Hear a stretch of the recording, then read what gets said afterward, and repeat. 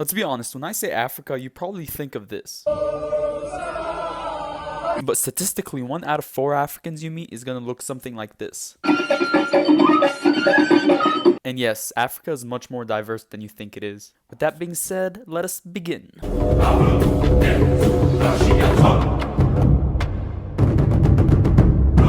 Hey guys, welcome to episode number 5 of GeoColors. So I'll be posting more often because of this. So yeah, I'm currently paralyzed and will not be able to walk for a very long time. Anywho, today I'll be talking to you guys about North Africa. I myself am Egyptian and I'm very familiar with North African culture and customs, so I know quite a lot about this region.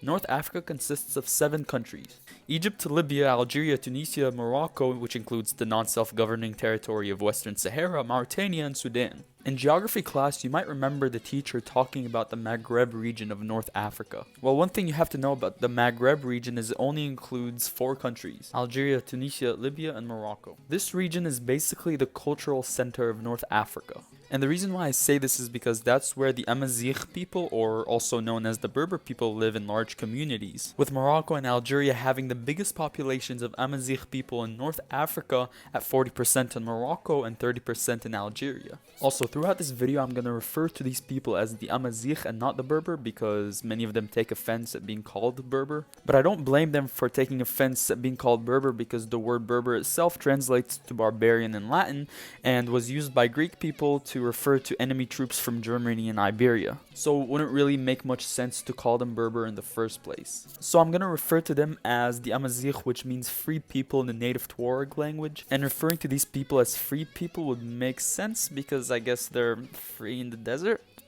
Anyways, so who are the Amazigh people and are they Arab? No, they are not Arab, and please do not call them Arab. That's literally the worst thing you could say to them. The Amazigh people are thought to have existed in this region since the beginning of written history. In fact, the Greeks wrote about them quite often. Herodotus referred to these people as Libyans, referring to anyone who settled in tribes west of Egypt's Siwa oases in the Sahara. They were their own people with their own customs, religions, and traditions until they were conquered by the Arabs sometime around the 7th century. They were later Islamized and Arab culture penetrated deep into their culture, so today it's hard to find Amazigh people who practice actual Amazigh cultures and traditions. The traditional Amazigh religion was dominated by lunar and solar deities similar to the ones worshipped in ancient Egypt. Amazigh women are known to have very unique facial tattoos. One tattoo I've realized many Amazigh women have is a vertical line stretching from their lower lip to their chin with horizontal dashes all across. The tattoo is a symbol of fertility and is regarded to be the most beautiful tattoo in Amazigh culture. Also, women usually get these tattoos whenever they reach a certain milestone or come to a certain age, like giving birth to the first child or marrying, etc. Dang, I'm actually kind of getting better at writing scripts. Maybe my English teacher was wrong after all. Another very unique thing about the Amazigh people is the way they organize pre-marriage meetings. One popular Amazigh cultural event is the Imilchil Wedding Festival. In this festival, local people gather every year in the High Atlas Mountains in September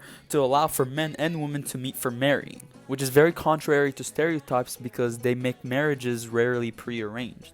We all know that the Mongols are like the skilled horsemen of Asia. Well, the Amazigh people are kind of like the African Mongols. Ancient Amazigh people are known to be very skilled in riding horses, and today you could still see some of that horsemanship in weddings. At the end of these weddings, horsemen line up and fire their weapons at the same time, creating one compelling synchronized sound which usually signifies the end of a wedding. Here's a little cool video I found.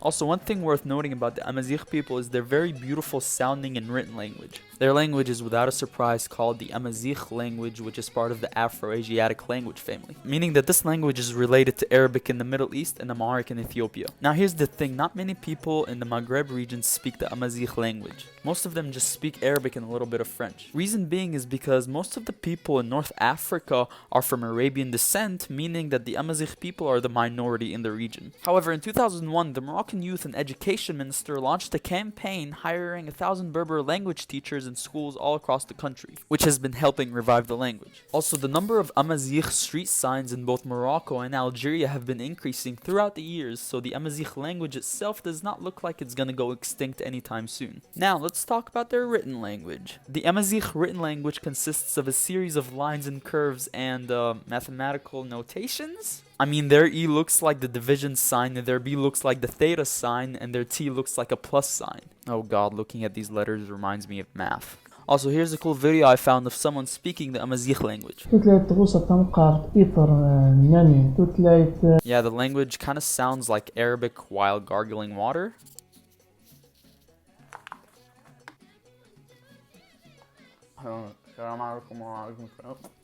Don't be offended, I'm Egyptian. And yeah, that's the Amazigh people for y'all. Thank you guys for watching. Stay safe, stay productive, and most importantly, keep wandering.